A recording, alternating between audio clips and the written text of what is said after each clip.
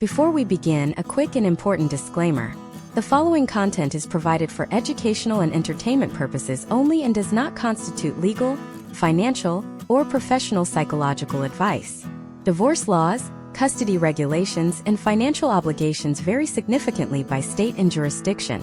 The historical trends and case studies discussed are meant to provide a broader context of American cultural evolution and should not be used as a substitute for the counsel of a licensed attorney or a certified professional in your specific area.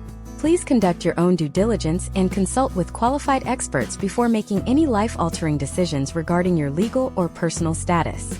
Did you know that the quintessential American family you saw on television for 3 decades was actually a legal blueprint that didn't exist for the majority of the population?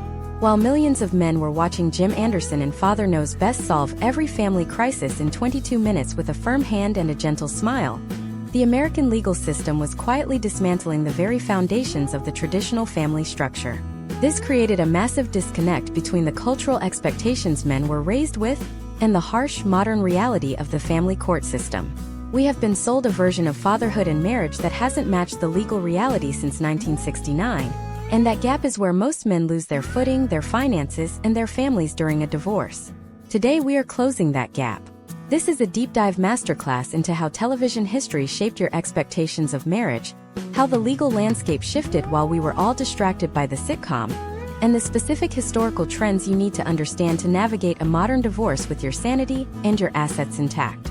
To understand where a man stands in a modern courtroom, you first have to understand the mid-century domesticity trap. In the 1950s, television shows like Leave It to Beaver and The Adventures of Ozzie and Harriet didn't just entertain. They acted as a form of social instruction. They portrayed the nuclear family as a static, unbreakable unit, where the father was the undisputed head of the household and the primary breadwinner. In this era, divorce was a scandal, and legally it was incredibly difficult to obtain. At that time, you had to prove fault, adultery, cruelty, or abandonment. Because the legal barriers were so high, the television portrayal of the perfect home actually mirrored the legal difficulty of exiting a marriage. Men of that generation viewed the home as their castle because the law, for better or worse, supported that hierarchy. However, a massive shift occurred in 1969 that television was slow to acknowledge. When California Governor Ronald Reagan signed the first no-fault divorce law, the entire legal framework for American men changed overnight. No longer did a spouse need to prove a moral failing to dissolve a union. The concept of irreconcilable differences became the new standard. This is a critical historical trend to study because it fundamentally altered the contract of marriage. For men, the breadwinner role remained culturally expected on screen, but legally, the protection of the family unit as a permanent institution evaporated. While TV dads in the 1970s were still mostly depicted in stable marriages, real-world divorce rates began a steep, historic climb, doubling between 1960 and 1980. The disconnect became even more pronounced during the 1980s. Television began to introduce the bumbling dad trope. Think of the shift from the wise patriarch of the 50s to the well-meaning but often incompetent fathers in later sitcoms. This cultural shift mirrored a legal shift in custody battles. Historically, the tender years doctrine suggested that children, particularly young ones, were better off with their mothers. As television began to portray fathers as less capable in the domestic sphere, these portrayals often bled into the subconscious biases of the family court system. If the cultural zeitgeist suggests that men are helpers in the home rather than equal parents, that historical trend manifests in modern custody disputes as a hurdle for men seeking 50-50 placement. When we look at potential outcomes for men in divorce today, we have to examine the evolution of alimony and the division of assets through the lens of this history. In the early days of television, alimony was often portrayed as a permanent life sentence for the man. Historically, this was because women were largely excluded from the workforce and needed lifelong support. Today, the legal trend has shifted toward rehabilitative alimony, which is intended to be temporary. However, many men still enter the process with the 1950s fear that they will be cleaned out forever. Understanding that the law has moved toward a model of equitable distribution, or community property, depending on your state, is the first step in de-escalating the panic that often leads to poor decision-making during the initial filing. Step by step, a man navigating this process must first perform a cultural audit of his own expectations. Are you fighting for a version of the family that only exists in a 1990s rerun? Or are you fighting for the legal reality of 2026? First historical lesson to apply is the transition from sole custody to co-parenting. In the 1970s and 80s, the weekend dad was the standard television trope. Shows like The Brady Bunch touched on blended families, but they rarely showed the gritty reality of the legal custody battles that created them. If you approach your divorce with the mindset of a visitor, you are likely to receive the visitation schedule of a visitor. Modern case studies show that men who demonstrate active, documented involvement in daily parental duties, doctor's appointments, school meetings, and extracurriculars, long before the divorce is finalized, have a significantly higher potential outcome for joint physical custody. Another deep dive point involves the financial screen versus statute reality. Television often shows the dramatic "I want half" scene in a mahogany-clad courtroom. In reality, the history of American divorce law has moved toward a cold mathematical approach. The discovery phase is where the real history of your marriage is written. This involves a comprehensive review of every bank statement, tax return, and retirement account from the duration of the union. A common mistake men make is trying to hide assets or gift money to friends to keep it out of the settlement. Historical legal precedents show that wasteful dissipation of marital assets is one of the fastest ways to lose favor with a judge. Instead of looking for a loophole, the successful strategy involves a detailed historical accounting of what was separate property before the marriage and what was marital property acquired during it. The psychological impact of this history cannot be overstated. We are the first generations of men raised on a diet of media that told us our value was tied entirely to our ability to provide and protect a static home. When that home dissolves, many men experience an identity collapse, because the script they were following was written for a 1950s television set, not a 21st century legal environment. Case studies of high-conflict divorces often show that the men who struggle the most are those who try to win the divorce to prove their worth. The reality is that in family law, there are rarely winners in the traditional sense. There are only resolutions. As we look at the evolution of the American television father, from the stoic providers of the black and white era to the complex, often flawed characters of the prestige TV era, we see a mirror of our own struggle to define fatherhood in a legal system that is constantly catching up to social reality. By understanding the history of how we got here, from the fault-based laws of the past to the no-fault, equitable distribution models of the present, you can strip away the emotional baggage of the TV dad and start making tactical, informed decisions based on the actual statutes of your state. This historical perspective is your greatest asset. It allows you to see the court not as a place of moral judgment, but as a bureaucratic mechanism for the dissolution of a legal contract. When you view it that way, you can stop reacting like a character in a drama and start acting like a man with a plan. That plan starts with destroying the most pervasive myth television ever sold us regarding fatherhood, which is the myth of the lovable but incompetent dad. If you look at the sitcom boom of the 1990s and the 2000s, a very specific character archetype was burned into the American consciousness. This was the era of the man who could earn a solid paycheck, maybe fix a car or build a deck, but who was utterly paralyzed by the prospect of changing a diaper, cooking a nutritious meal, or remembering the name of his child's pediatrician. The television mother was portrayed as the exasperated but essential chief operating officer of the home, while the father was essentially a well-meaning oldest child who needed to be managed. This was presented as harmless comedy, but over decades, it solidified a cultural default. The danger for you today in the year 2026 is that this cultural default heavily influences the subconscious bias of the family court system. If you walk into a courtroom matching that television stereotype, you are walking into a legal trap known as the status quo. To understand the gravity of this, imagine a scenario involving a man named Michael. Michael is a 42-year-old project manager living in Texas in 2026. He works 50 hours a week and is the primary breadwinner for his family. His wife works part-time and manages the household. Michael assumes, based on years of media conditioning and a deeply held belief in his own traditional value as a provider, that because he pays the mortgage and funds the college accounts, the court will automatically respect his authority and grant him an equal 50-50 split of parenting time as a baseline starting point. Michael is completely wrong. When Michael enters the family court system, the judge does not look at his W-2 form to determine his value as a parent. The court looks closely at the historical trends of the last 6 to 12 months of the child's life to establish the status quo. The court asks very specific, granular questions. Who physically packs the school lunches every morning?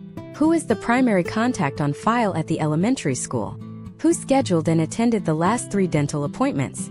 Who takes the children to soccer practice on a random Tuesday afternoon? Michael's defense in this scenario is usually that he was working to provide the financial stability that allowed those things to happen. But the bureaucratic reality of the court is fundamentally risk-averse. Judges do not want to disrupt the established routine of a child going through the trauma of a divorce.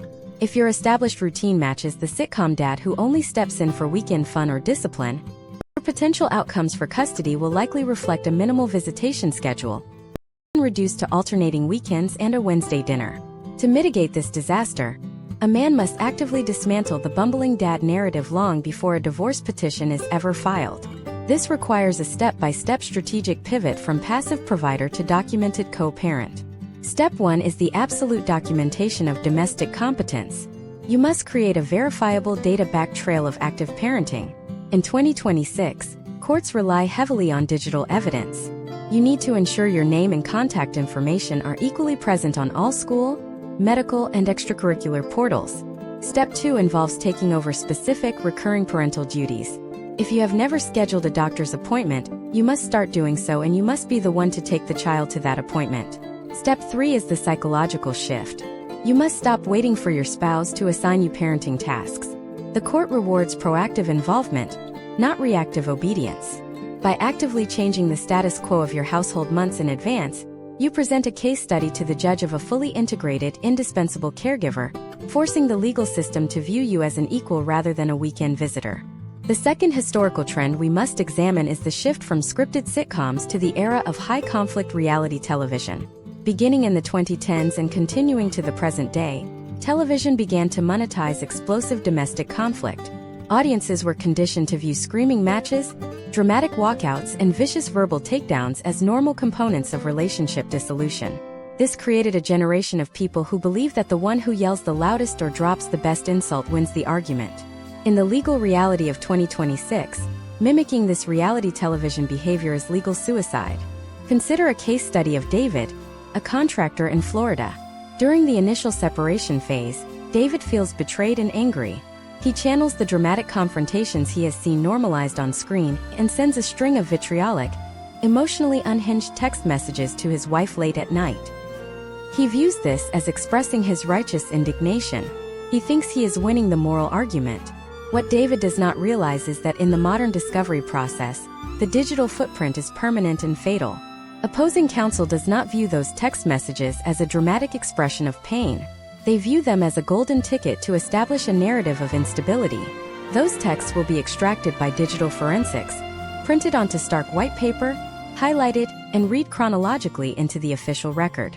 When a judge reviews this evidence, there is no studio audience cheering for the drama. There is only a bureaucratic official evaluating David for anger management issues, domestic volatility, and an inability to effectively co-parent. The potential outcomes for David instantly plummet.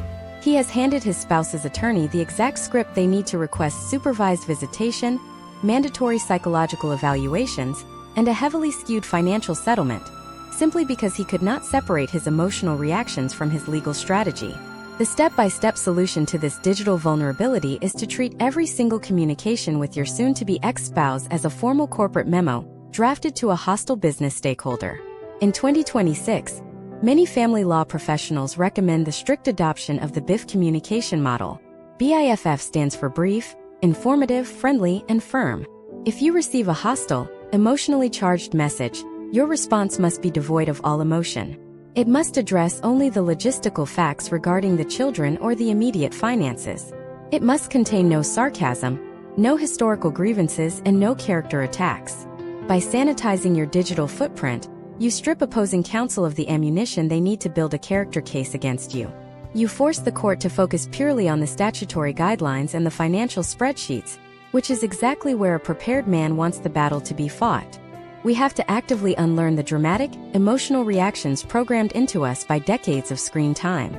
The family court system does not care about your personal character arc, your feelings of betrayal, or your desire for a dramatic courtroom vindication. It is a processing plant designed to untangle assets and assign liabilities based on cold, hard documentation. Now that you understand how to defeat the bumbling dad stereotype and perfectly sanitize your digital communications, you might believe you are fully prepared to start negotiating your settlement. But there is a massive financial landmine hidden in plain sight. One that television dramas completely ignore because it is too complex for a rapid storyline.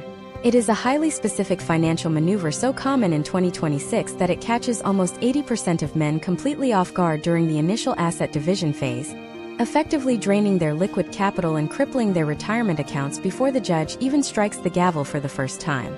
And the most terrifying part of this entirely legal strategy is that your own banking institution might be the exact entity helping her execute it against you.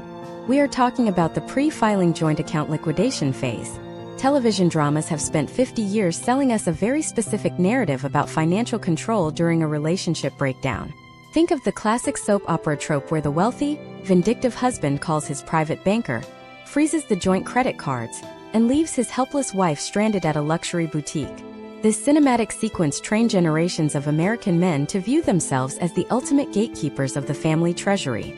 But in the modern retail banking environment, the exact opposite scenario is playing out in family courts across the nation. The landmine is the fundamental legal structure of a joint checking or savings account. When you open a joint account, you are entering into a legal agreement where either party possesses 100% independent legal authority to withdraw the entire balance at any time, without the permission or even the notification of the other party. This banking structure was originally popularized in the post-World War II era as a mechanism of domestic convenience.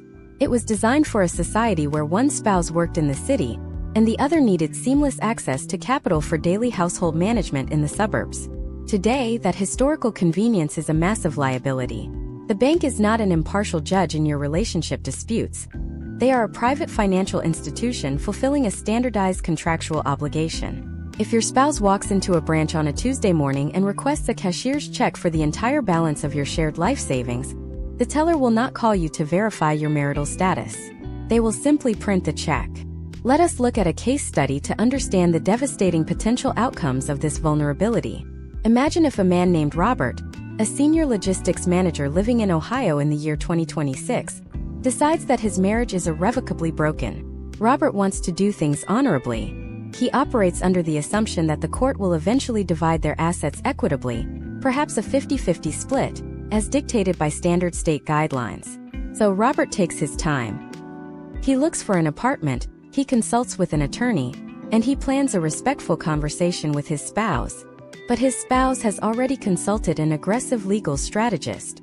The morning Robert plans to have the conversation, he logs into his banking app from his office and discovers that his primary checking, his emergency savings, and the joint brokerage account holding his liquid stock options have a collective balance of zero. Panic sets in. Robert calls the fraud department, expecting the bank to reverse the transaction. Instead, the customer service representative calmly explains that his wife executed a legally authorized withdrawal. In a matter of minutes, Robert has lost access to the capital he needs to hire legal representation, secure alternate housing, and feed himself. Why is this entirely legal? This brings us to a critical historical trend in family law concerning the activation timeline of automatic temporary restraining orders. An automatic temporary restraining order is a mutual legal injunction that freezes all marital assets, prevents the alteration of insurance policies, and prohibits either spouse from taking the children out of state or making extraordinary purchases. However, this protective order does not magically exist simply because a marriage is failing. It only goes into effect the exact moment a formal petition for divorce is filed with the county clerk and legally served to the opposing party. The terrifying gap between the emotional end of a marriage and the legal filing of a petition is the most dangerous financial window a man will ever face. During this unregulated twilight zone, the law considers any transfer of joint funds as standard marital commerce. Opposing legal teams routinely advise their clients to secure liquid capital before serving the papers, effectively starving the husband out of the upcoming legal battle before it even commences. The liquidation of cash is only half of the pre-filing financial strategy. The other half involves the immediate maxing out of joint credit lines. Television conditioning leads men to believe that debts accrued by one person for personal use will automatically be assigned strictly to that person. The reality of community property states and equitable distribution models in 2026 is far more unforgiving. If a spouse anticipates a divorce, historical trends show a rapid escalation in spending on joint credit cards, or the sudden drawing down of a home equity line of credit. The capital from the home equity line is often moved into a private, undisclosed account under the guise of future marital renovations, while the joint credit cards are loaded with retainer fees for their own high-priced attorney. By the time the petition is officially filed and the protective orders lock the accounts, the man is not only missing his liquid savings, but he is suddenly legally tethered to tens of thousands of dollars in new, artificially generated marital debt. He is essentially funding his own legal destruction. To avoid becoming a cautionary tale, a man must adopt a defensive financial posture the moment he suspects the marriage is heading toward dissolution. This requires a comprehensive step-by-step tactical audit of all financial exposure.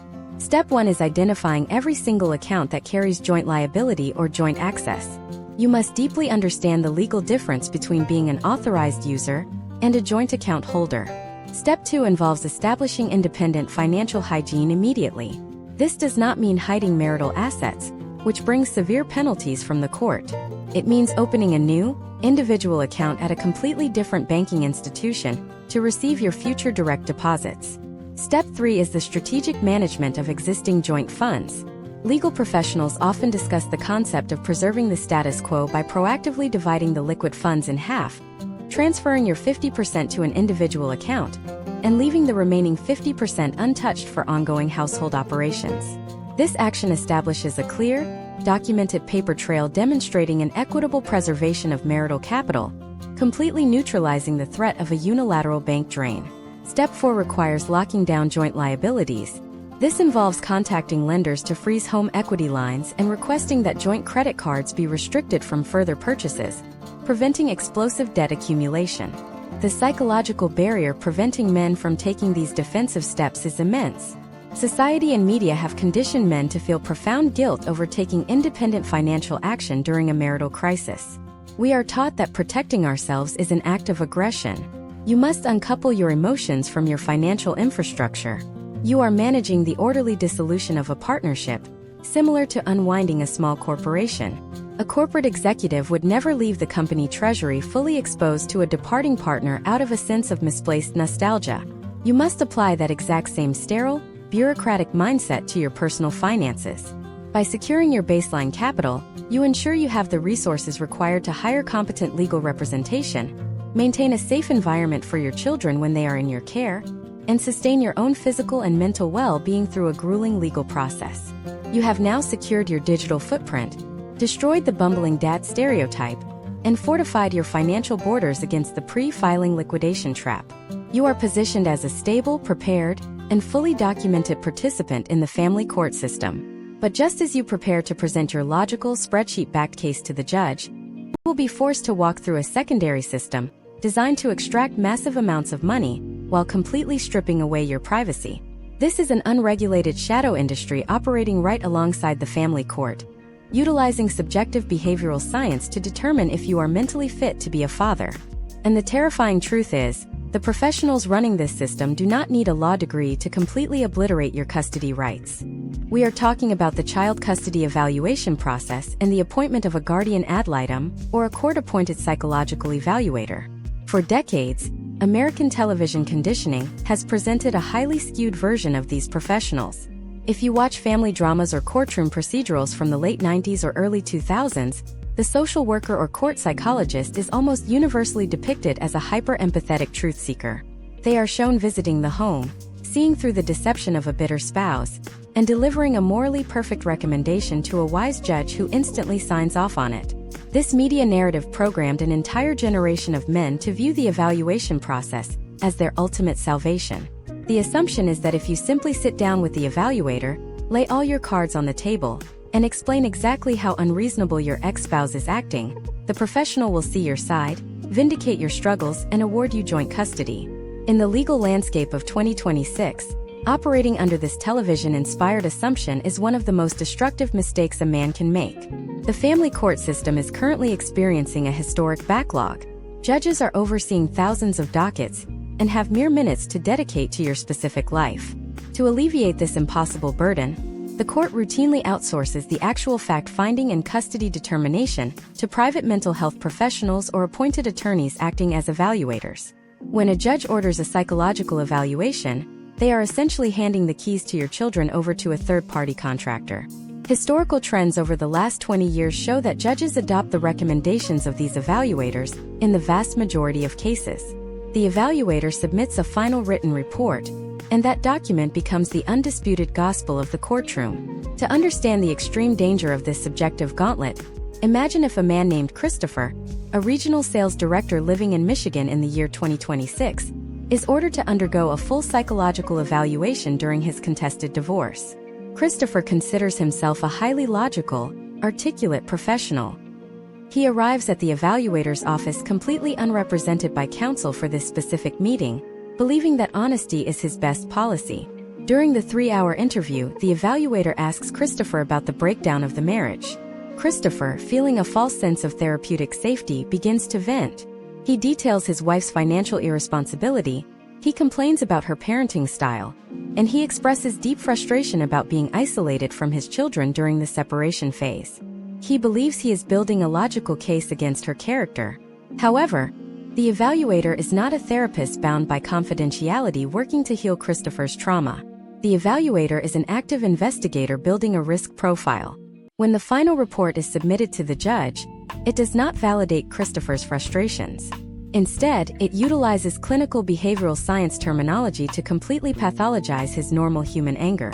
The report describes Christopher as exhibiting high levels of hostility, a lack of insight into his own marital contributions, and an alarming propensity to disparage the mother, which the evaluator formally diagnoses as a high risk for parental alienation. Because Christopher treated the evaluation like a therapy session instead of a hostile deposition, his potential outcomes for equal custody are immediately destroyed. The judge reads the clinical buzzwords, categorizes Christopher as a high-conflict individual, and limits his parenting time to protect the children from his documented hostility. The testing mechanisms themselves are another massive blind spot for men relying on outdated media tropes. Television never shows the grueling reality of the Minnesota Multiphasic Personality Inventory, which is the standard psychological diagnostic tool used in these evaluations. It is a massive exam consisting of hundreds of true or false questions designed to detect deep-seated psychopathology, depression, anger issues, and deceit. The test has built-in lie detector scales that trigger if you try to make yourself look too perfect. Many men, terrified of losing their children, attempt to game the test by answering what they think the perfect father would say. This triggers the defensiveness scales, resulting in a formal report that labels the father as deceptive, guarded, and lacking transparency. To navigate this unregulated shadow system, you must deploy a step-by-step defensive strategy that completely discards the television trope of the helpful confidant. Step 1 is radical acceptance of the evaluator's true role. You must view the evaluator, the guardian ad litem, and any court-appointed social worker as an extension of the opposing legal counsel. They are observing your every micro-expression, the cleanliness of your baseboards during a home visit, and the tone of voice you use when referencing your spouse. Step 2 is adopting the absolute discipline of child-centric communication. During any interview or evaluation, you must entirely erase your own grievances from your vocabulary. If asked why the marriage failed, your response must be incredibly brief, emotionally flat, and instantly redirected back to the logistical needs of the children. Do not complain about her spending habits. You discuss your comprehensive plan for funding the children's college accounts. You do not complain about her erratic schedule. You outline your own stable, predictable routine that ensures the children get to school on time. Step 3 involves mastering the psychological concept of the halo effect. Historical case studies of highly successful custody outcomes for men in 2026 show a common denominator. These men aggressively present an aura of calm, organized, bureaucratic efficiency. They provide the evaluator with meticulously organized physical binders containing the children's medical records, report cards, and a detailed, proposed parenting plan. They do not arrive to complain. They arrive to present a completed operational strategy for the future. By overwhelming the evaluator with objective, child-focused data, you leave them no room to inject their own subjective, behavioral bias into the final written report. You effectively write the positive conclusion for them based entirely on verifiable facts. This disciplined approach to the psychological gauntlet is mandatory if you want to retain your fundamental rights as a parent. You have to endure the clinical probing, the home inspections, and the standardized testing without ever once dropping your professional facade. If you can successfully manage the evaluator and secure a favorable custody recommendation, you will have survived the most emotionally taxing phase of the modern family court system. But emotional survival does not guarantee financial survival. Just as you catch your breath and prepare to finalize the financial support structures, you will encounter a mathematical weapon utilized by the court that defies all common sense. It is a completely legal financial maneuver designed to calculate your child support payments not based on the actual money you currently earn, but on a hypothetical phantom income that the court simply decides you are capable of making, effectively setting you up for insurmountable debt before the ink on the settlement is even dry. This legal mechanism is formally known within the family court system as imputed income. To understand how a judge can legally order you to pay money you do not actually possess, we have to look back at the media frenzy of the late 1980s and 1990s. During this era, daytime television talk shows and serialized courtroom dramas became obsessed with a very specific villain, which was the deadbeat dad. The media relentlessly broadcasted stories of wealthy men who would deliberately quit their lucrative executive positions, hide their assets offshore, and take under-the-table jobs washing cars just to spite their ex-wives and starve their children. While these extreme vindictive scenarios did occasionally happen in reality, television amplified them into a national epidemic. The political and legal reaction to this media narrative was swift and severe. Legislators and judges established historical trends of creating heavily punitive child support and alimony algorithms designed to trap the deadbeat dad before he could hide his wealth. The resulting legal doctrine dictates that child support is not strictly based on what you currently earn, but on your earning capacity. If a judge believes you are voluntarily underemployed, or that you intentionally took a pay cut to lower your support obligations, they possess the unilateral authority to impute your income. This means they will calculate your monthly payments based on a phantom salary from your past, completely ignoring the reality of your current bank account. To see the catastrophic potential outcomes of this system in the modern era, imagine if a man named James, a senior software architect living in Seattle in the year 2026. For the past 5 years, James was earning $250,000 a year at a major tech conglomerate. However, the tech industry experiences massive, systemic layoffs, and James loses his position. After 6 months of desperate searching, the only employment he can secure in a saturated market is a mid-level database management role paying $90,000 a year. When James enters the family court system to finalize his divorce and establish child support, he assumes the judge will look at his current pay stub and calculate a fair percentage based on his $90,000 reality. Instead, the opposing legal counsel weaponizes the historical deadbeat dad statute against him. They present James' prior tax returns to the judge and argue that James is voluntarily underemployed.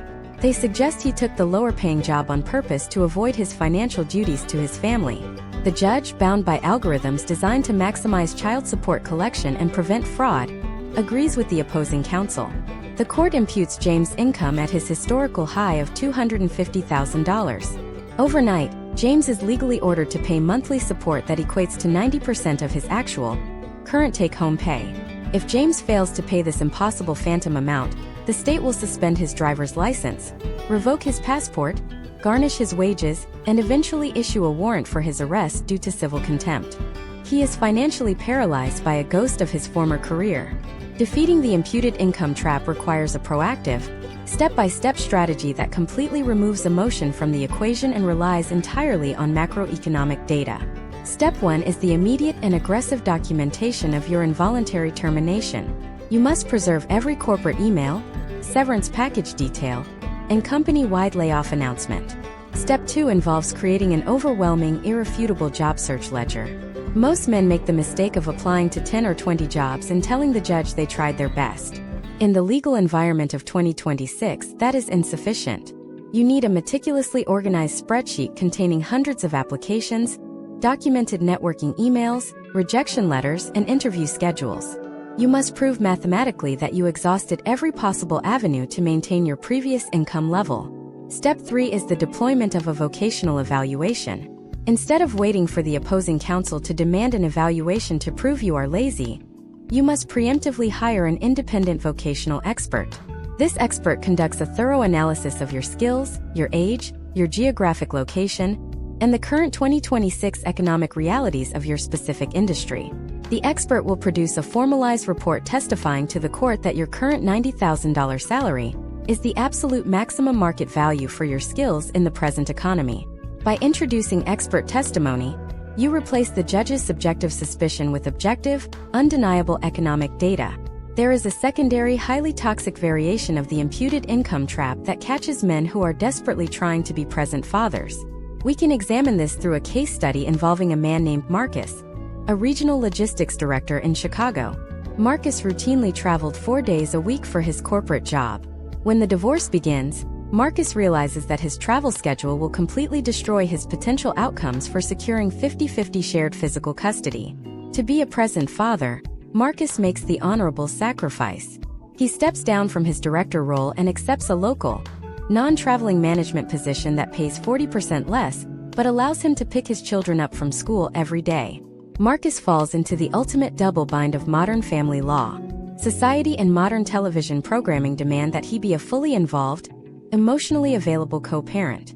But the moment he enters the courtroom, opposing counsel attacks his career pivot as financial abandonment. They demand the court impute his income to his previous traveling salary, penalizing him financially for making the exact lifestyle change required to be the father the court demands he be. Navigating this specific hazard requires a highly sophisticated legal argument based on the holistic best interest of the child. You cannot simply tell the judge you took a pay cut to be a better dad. You must prove the tangible, quantifiable benefits of your career reduction. Step 1 is outlining the exact reduction in third-party childcare costs that your new schedule provides.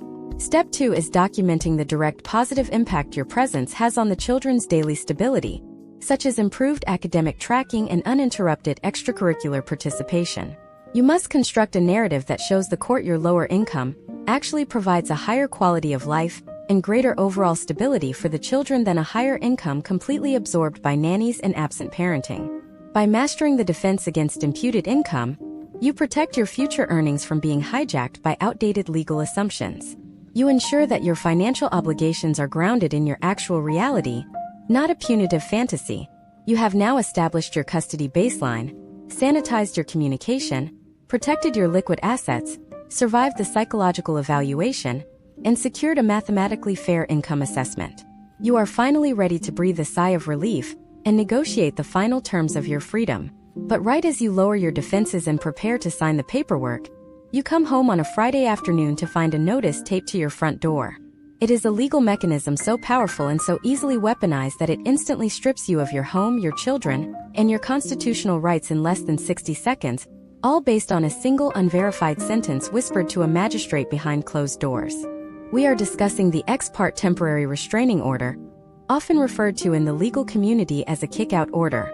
To grasp how this mechanism became so prevalent in 2026, we have to look back at the historical trends of the 1990s crime dramas and the rise of the true crime genre.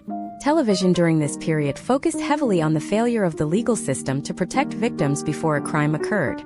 This led to a massive legislative push across the United States to lower the evidentiary bar for emergency protective orders. The goal was noble: to prevent domestic violence by acting swiftly. However, the unintended consequence for men in high-conflict divorces is the creation of a legal nuclear weapon that can be deployed with zero prior notice and zero initial evidence. Ex parte is a Latin legal term meaning for one party. In a standard legal proceeding, both sides have the right to be present, to hear the accusations, and to offer a defense.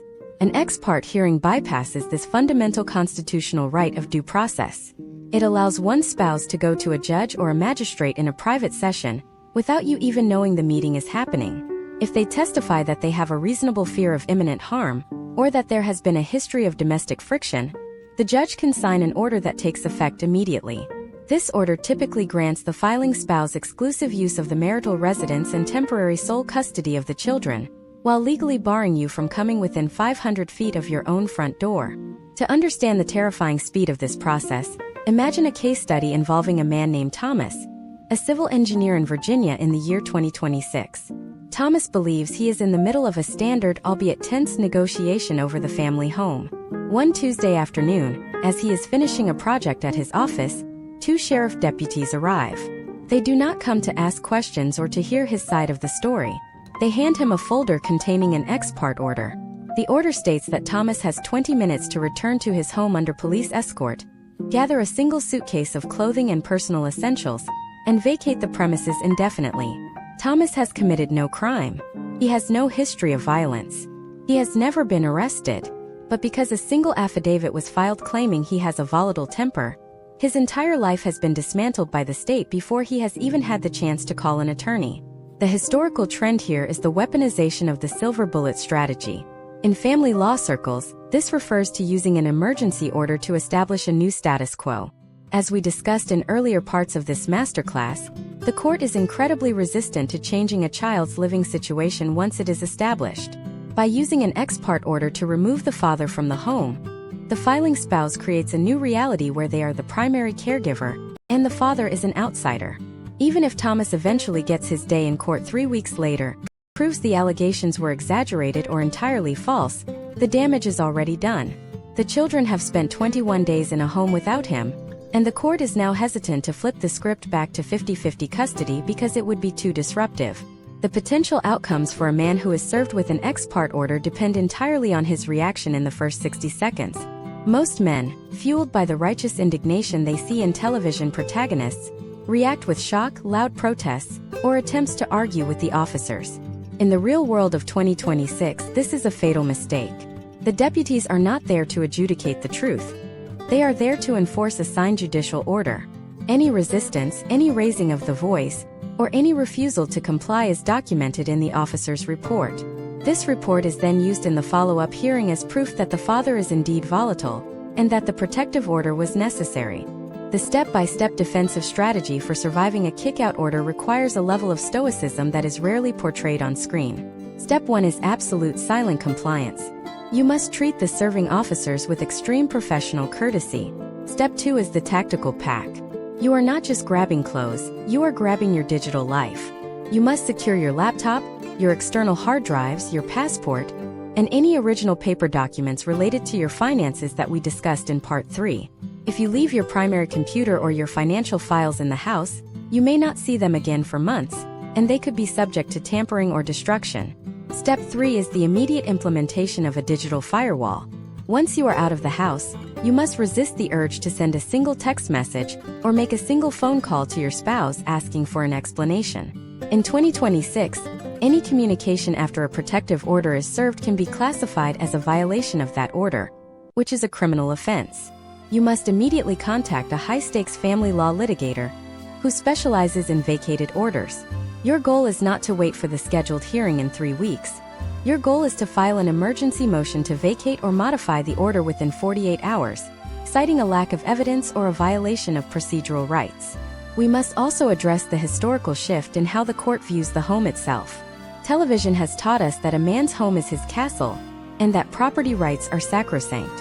However, in the year 2026, the family court operates under the doctrine of the best interest of the child, which almost always supersedes individual property rights. If there is a conflict in the home, the court will almost always remove the person they perceive as having more mobility or more resources, which historically is the father. This is why having an emergency relocation fund and a pre-established place to stay, such as a short-term rental or a family member's home, is a mandatory part of your defense plan. Even if you think your divorce is going to be amicable, the psychological warfare of the ex parte order is designed to make you snap. It is designed to make you act like the aggressive, unstable character that the opposing side is painting you to be. By remaining perfectly calm, moving into your secondary location, and funneling all communication through your attorney, you create a counter-narrative of a stable, law-abiding professional who is being unfairly targeted.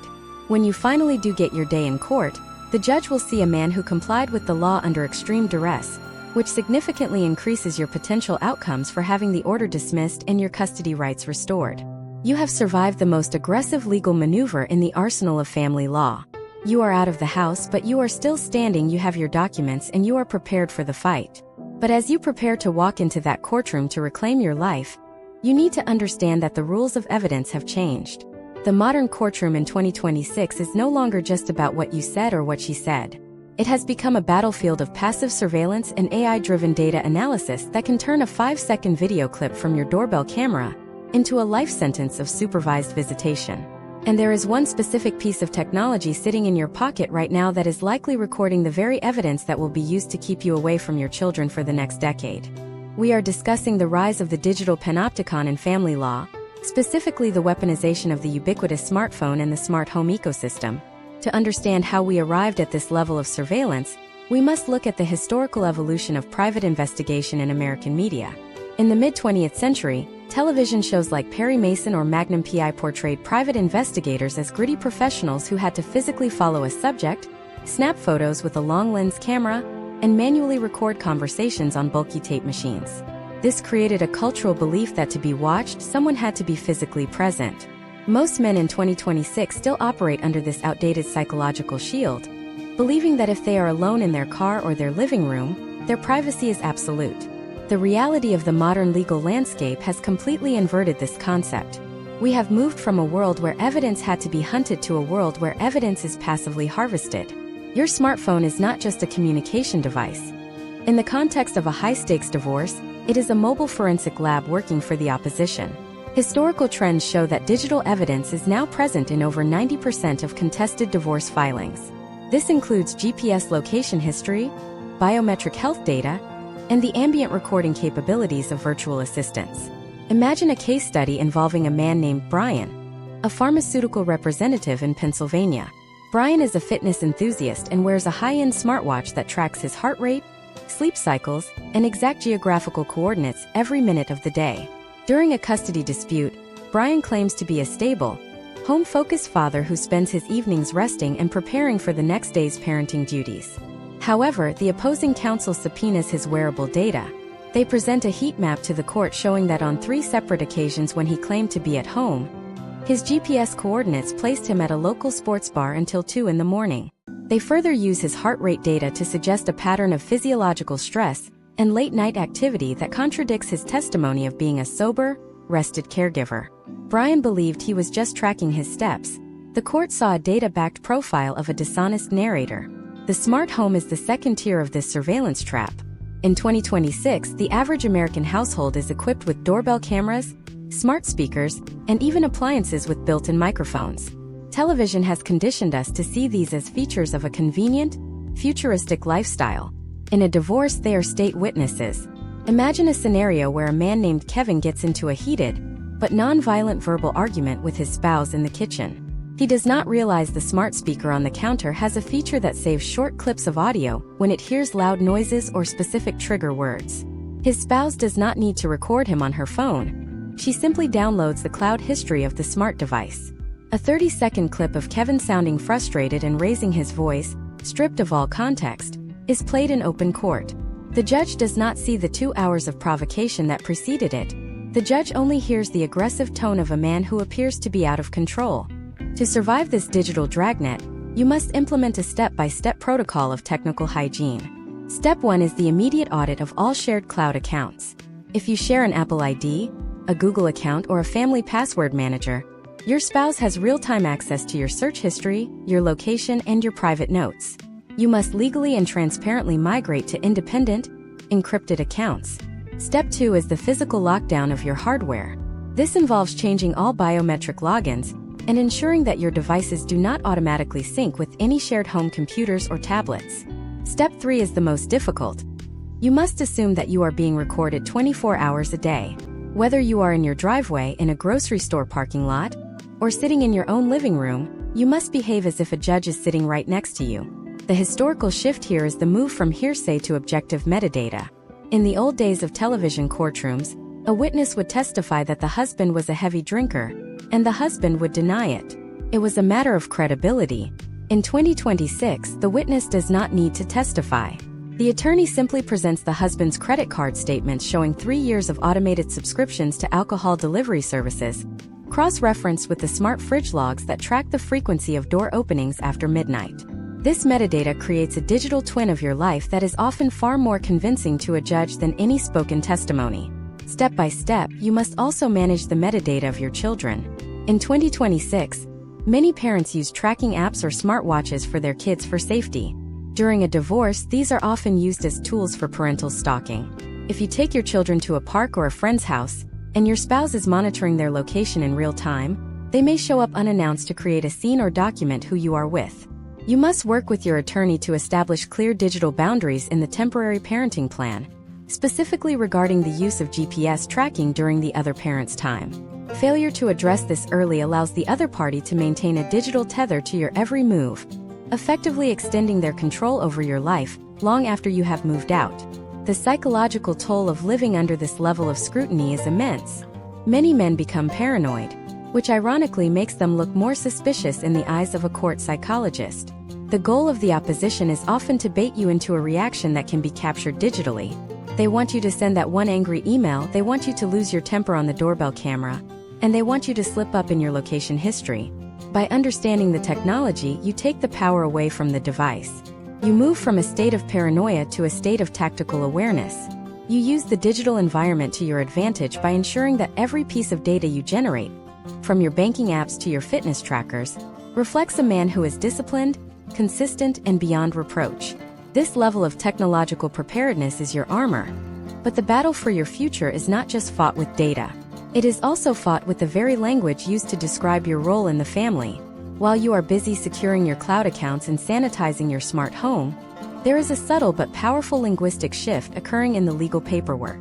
The court is moving away from the traditional terms of the past and adopting a new, clinical vocabulary that is designed to slowly phase out the concept of fatherhood entirely, replacing it with a cold, administrative designation that can be revoked as easily as a driver's license.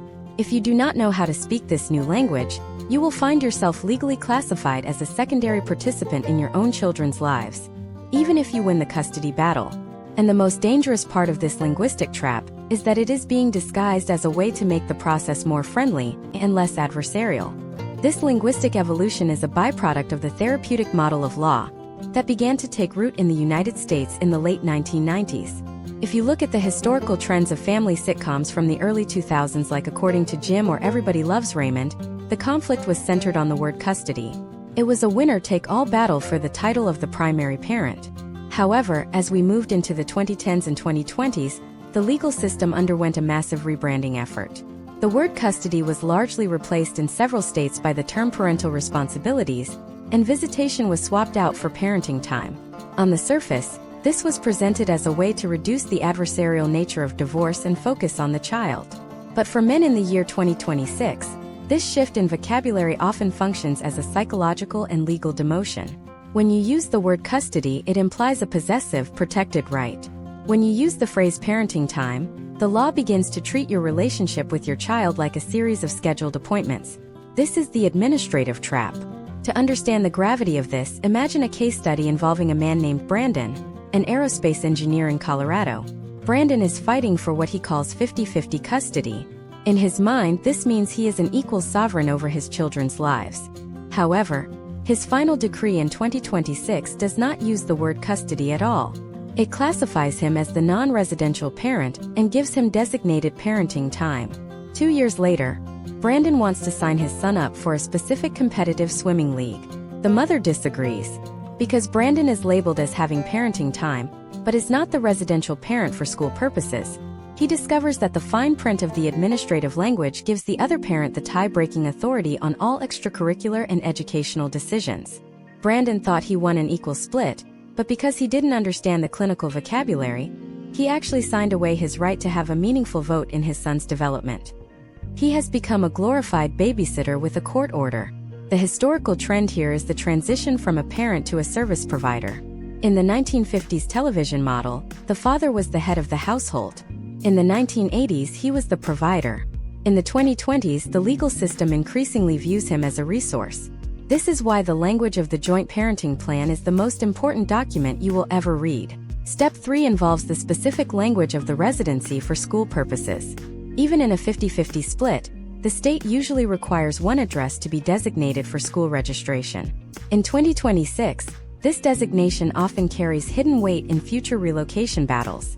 If you allow the other parent's house to be the schoolhouse, you are establishing them as the geographical anchor. If they decide to move 60 miles away 3 years from now, the court will likely allow it because they are the schoolhouse. You must fight for language that ties the child's residency to a specific school district or a specific geographic radius, not just to the other parent's front door. We also have to examine the rise of the parallel parenting model. This is a case study in how the legal system handles high-conflict individuals in 2026. Imagine if a man named Justin, a marketing executive in Georgia, is dealing with an ex-spouse who uses every drop-off and pick-up as an opportunity for a verbal confrontation. In the past, the court might have just told them to grow up. Today, the court implements parallel parenting. This is a system where the parents have zero direct contact. All communication happens through a court-monitored app like Our Family Wizard or Talking Parents. While this sounds like a relief, it creates a sterile, documented environment where every typo and every delayed response is tracked and can be used to prove you are uncooperative. The potential outcomes of parallel parenting are often a complete breakdown in the father's ability to influence the daily nuances of the child's life. Because you aren't talking, you aren't hearing about the small things, the bad grade on a quiz, the new friend at school, or the slight cough. You are essentially operating in a silo. To combat this, your parenting plan must include mandatory information sharing clauses that require both parents to upload all school communications, medical portals, and activity calendars within 24 hours of receipt. You cannot rely on her to tell you. You must rely on the legal requirement of the digital upload. The psychological shift required here is moving from the role of the television dad to the role of the chief legal officer of your own family. You have to stop thinking about the holidays and start thinking about the jurisdiction. You have to stop thinking about the bedtime stories and start thinking about the dispute resolution clauses. If there is a disagreement, does the plan require mandatory mediation before going back to court? Who pays for that mediation? If you don't define these steps, a wealthy or vindictive ex-spouse can use the legal system to bankrupt you by filing constant motions over minor disagreements. This linguistic and administrative preparation is how you solidify the gains you made in your financial and psychological battles. You are building a fortress of words that protects your access to your children. You are ensuring that you are not just a visitor in their lives, but a permanent deciding authority. But even with a perfect parenting plan and a sterilized digital footprint, there is one final hurdle that almost no man is prepared for. It is the moment when the legal battle ends and the social battle begins. There is a specific phenomenon occurring in American suburbs in 2026 where a man can win in court but still lose his entire community, his reputation, and his support network through a coordinated campaign of social displacement that television often portrays as a justified girl power movement, but which in reality is a calculated strategy of isolation. And if you don't know how to see it coming, you will find yourself sitting in an empty house with a 50-50 custody order, and no one to share your life with. The phenomenon we are addressing is social displacement and the weaponization of the community narrative. To understand how this works in 2026, we have to look back at the historical evolution of the television neighborhood. In the 1950s and 60s, shows like Leave It to Beaver or The Andy Griffith Show portrayed the community as a stable, impartial judge of character. If a man was a good neighbor and a hard worker, the town stood by him. However, as we moved into the era of Desperate Housewives and the modern Real Housewives franchise, the television neighborhood was reimagined as a high-stakes battlefield of gossip, social alliances, and reputation destruction. This shift in media portrayal mirrored a real-world change in how social circles operate during a divorce, transitioning from a support system into a tactical weapon used to isolate one party. In the modern era, this is often executed through a strategy known as the narrative first strike. Because men are often culturally conditioned by old-school media to be stoic and private about their domestic struggles, they frequently remain silent during the initial months of a separation. They believe that bringing their private problems into the public square is undignified. Meanwhile, the historical trend for the opposing side is often the opposite. They utilize their existing social networks, school gate groups, and neighborhood apps to establish a curated version of events where they are the victim of a neglectful, volatile, or emotionally absent husband. By the time the man is ready to speak, the community has already reached a consensus. Imagine a case study involving a man named Greg, a high school principal in Arizona in the year 2026. Greg is well respected in his community. When his marriage begins to fail, he maintains his professional composure. He tells no one. He continues to attend neighborhood barbecues and school functions, acting as if everything is normal while he quietly moves into a small apartment. However, his spouse has been meeting with the neighborhood parents for coffee 3 mornings a week. She has shared tearful stories about Greg's coldness and his supposed hidden life. When Greg finally reveals the divorce, he discovers that invitations to social events have stopped. The other fathers, influenced by their wives who have heard the curated narrative, become distant. Greg has won a fair financial settlement in court, but he has been socially evicted from the town he helped build. He is living in a social vacuum. This isolation is not just a blow to the ego. It is a tactical disadvantage in family court. If you are socially isolated, you lose your pool of character witnesses. You lose the network of parents who can verify your active involvement with your children. Most importantly, you lose the mental health support required to stay disciplined during the legal process. Historical trends show that men who are socially isolated during a divorce are significantly more likely to suffer from clinical depression and make impulsive, reactive mistakes that jeopardize their custody standing. To survive the social displacement trap, you must implement a step-by-step reputation management protocol. Step 1 is the identification of the neutral zone. You must identify the 3 to 5 individuals in your life who are capable of maintaining an objective perspective. These are not people who hate your ex. They are people who value the truth. You must have a brief, factual conversation with them early in the process. You do not need to disparage your spouse. You simply need to state that the marriage is ending, that you are committed to being a present father, and that there are 2 sides to every story. By planting these seeds of doubt in the curated narrative, you prevent the social monopoly from forming. Step 2 involves the tactical use of the third-party observer. In 2026, the court views neighbors and teachers as valuable, unbiased observers of your parenting. You must maintain an active, visible presence in these spaces.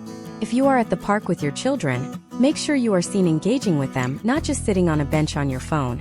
You are essentially filming your own live-action character study for the neighborhood to see.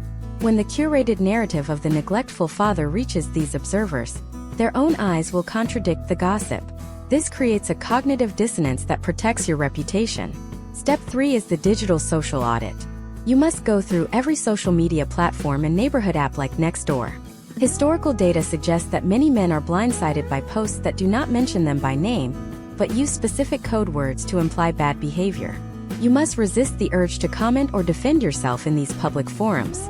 Instead, you screenshot the posts and send them to your legal team.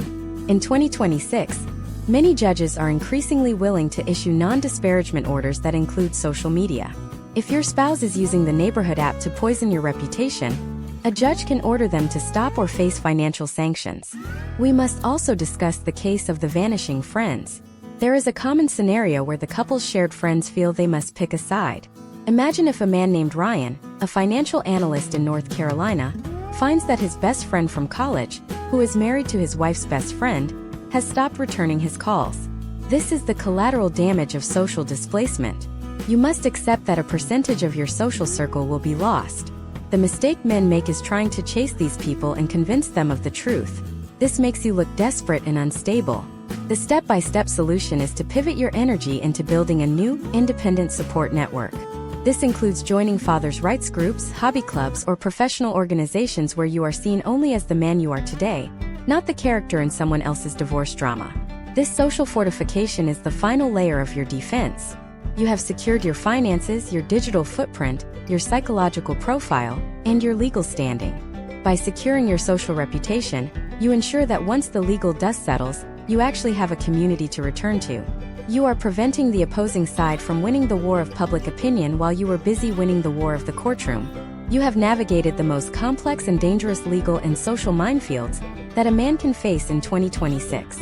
You have the tools, the documentation, and the mindset of a professional strategist. But there is one final piece of the puzzle. It is the moment when you realize that all of this preparation was for the sake of the person who matters most, and that person is watching you more closely than any judge, any evaluator, or any smartphone. They are taking notes on your character, your strength, and your integrity every single day. And the final step in this masterclass is learning how to transform this entire traumatic experience into a legacy of resilience that will define your relationship with your children for the next 50 years. But to do that, you have to survive the final, most emotional hour of the process, the transition from the battlefield of the divorce to the long-term reality of the new normal. And there is a specific high-stakes conversation you are going to have to lead, one that television always gets wrong, and if you mishandle it, you could undo all the hard work you have put in over the last 12 months. This critical conversation is the legacy briefing, and it occurs not in a courtroom, but in the quiet moments between you and your children, once the legal dust has finally settled. Television history has conditioned us to believe in two equally destructive extremes for this moment. In the classic melodrama style, the father is often seen sitting the children down for a tearful, high-stakes confession where he inadvertently burdens them with adult emotional weight. Alternatively, The modern sitcom model often shows the father avoiding the topic entirely, using humor or distraction to pretend the structural foundation of the family hasn't shifted. Both historical trends lead to a breakdown in long-term trust. In the real world of 2026, your children do not need a best friend or a co-conspirator. They need a stable, reliable narrator who can explain their new reality without vilifying the other side. Imagine a case study involving a man named Anthony, a structural engineer in New Jersey. After 18 months of litigation, Anthony has secured a 50-50 parenting schedule. He is exhausted, financially drained, and still harboring deep resentment. When his 10-year-old daughter asks why they have to move between houses every week, Anthony feels a surge of the emotional reactive behavior we discussed in part 2. He wants to tell her the truth about the legal battle, the costs, and the tactical moves made by her mother. He thinks honesty is the best policy, but in the psychology of child development, this is known as parentification. By giving his daughter the adult truth, he is forcing her to pick a side in a war she didn't start. The potential outcome is that she begins to view her time with Anthony as a source of stress, rather than a source of sanctuary, eventually leading to a fractured relationship during her teenage years. The step-by-step masterclass for this transition begins with the implementation of the 3 pillars of the new normal. Pillar 1 is the establishment of absolute household sovereignty. You must resist the urge to mirror the rules, the diet, or the entertainment habits of the other household. In the year 2026, children are incredibly adaptive. They can understand that at dad's house we have these specific routines, and at mom's house they have others. By creating a unique, stable environment that is not a reaction to the other parent, you provide the children with a sense of security. They stop feeling like they are visiting a temporary campsite and start feeling like they have 2 distinct permanent homes. This involves everything from having a full set of clothes and toys at your house, so they don't have to live out of a suitcase, to establishing your own unique family traditions that have nothing to do with the past. Pillar 2 is the mastery of the neutral transition. Historical trends show that the most high-conflict moments for children occur during the exchange. Television often portrays these as dramatic standoffs in a driveway. To protect your progress, you must treat every exchange as a professional logistics transfer. You are the captain of a ship handing over precious cargo. You remain calm, you speak only of positive, child-centered topics, and you never, under any circumstances, use the child as a messenger. If you need to discuss a schedule change or a medical bill, you use the court-monitored apps we discussed in Part 8. When your child sees that you can stand in the same vicinity as the other parent without radiating hostility, their internal stress levels drop, and they begin to associate your presence with peace rather than conflict. Pillar 3 is the long-term documentation of emotional intelligence. In 2026, as your children grow into digital natives, they will eventually have access to the same technology and social narratives we have covered in this deep dive. They will eventually see the social media posts, the public records, and perhaps even the digital footprint of the divorce. Your goal is to ensure that when they look back, they see a man who remained a professional, a protector, and a parent of high integrity. This is the ultimate case study in reputation management. You aren't just winning a court case for the year 2026. You are winning the respect of your children for the year 2046. Step by step, this means keeping a private journal of your positive experiences with them, saving the drawings they made during your parenting time, and maintaining a high-road policy that refuses to engage in the mudslinging that defines so many modern dissolutions. We must also address the financial transition into the new normal. Many men, after the grueling process of asset division and support calculations, fall into a trap of financial scarcity mindset. They become obsessed with the unfairness of the numbers. Imagine if a man named Derek, a retail manager in Ohio, spends every weekend with his kids complaining about how much money he is sending to their mother. He thinks he is teaching them about the reality of the situation. In reality, he is creating a narrative where the children feel like a financial burden. The strategic move is to treat child support and alimony as a fixed, administrative business expense, much like a tax or a utility bill. It is automated, it is accounted for, and it is never discussed with the children. By removing the financial tension from the dinner table, you reclaim the emotional space of your home. As we look at the final historical trend, we see a shift in the American consciousness. We are moving away from the era of the broken home and into the era of the restructured family. The television fathers of the past were either perfect icons or bumbling punchlines. The man of 2026 is a strategist. He is a man who understands that the legal system is a bureaucracy, the digital world is a surveillance state, and the social community is a narrative battlefield. But he also understands that none of those forces have the power to define his relationship with his children, unless he allows them to. By following the protocols laid out in this 10-part masterclass, securing your digital assets, sanitizing your communication, managing the psychological evaluators, and protecting your reputation, you have done more than just survive a divorce. You have successfully navigated one of the most complex legal and social gauntlets in human history. The potential outcomes for a man who executes this level of deep dive preparation are profound. You emerge from the process with your finances protected, your rights intact, and most importantly, your integrity unblemished. You have dismantled the bumbling dad trope in your own life and replaced it with the reality of an informed, disciplined, and capable leader. You have shown the court, the community, and your children that you are a man of value who cannot be easily displaced by a curated narrative or a bureaucratic algorithm. This concludes our deep dive masterclass on American television history and divorce help for men. You now possess the comprehensive blueprint for navigating the year 2026 and beyond. The battle is over, and the new chapter of your life is ready to be written. You have moved from the chaos of the conflict to the clarity of the conclusion. You are no longer a character in someone else's drama. You are the author of your own future. While the legal system may continue to evolve and television may continue to sell outdated myths, you remain grounded in the reality of the data, the law, and your own unwavering commitment to being the father your children deserve. The road ahead is clear, the foundation is solid, and the future is yours to build.